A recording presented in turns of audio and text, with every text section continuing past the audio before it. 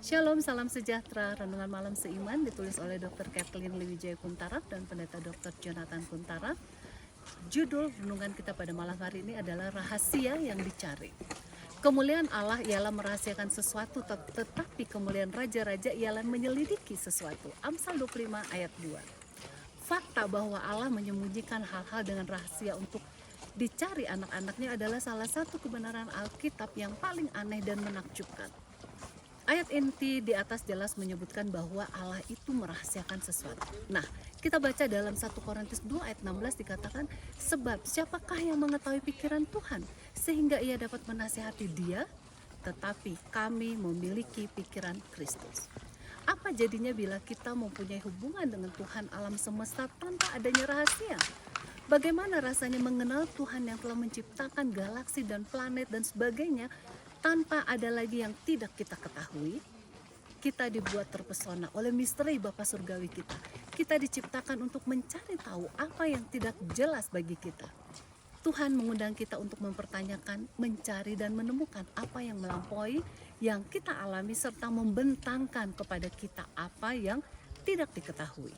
Kolose 2 ayat 1-3 mengatakan, karena aku mau supaya kamu tahu betapa beratnya perjuangan yang kulakukan untuk kamu dan untuk mereka yang di Laodikia dan untuk semuanya yang belum mengenal aku pribadi, supaya hati mereka terhibur dan mereka bersatu dalam kasih sehingga mereka memperoleh segala kekayaan dan keyakinan pengertian dan mengenal rahasia Allah yaitu Kristus, sebab di dalam dialah tersembunyi segala harta, hikmat dan pengetahuan.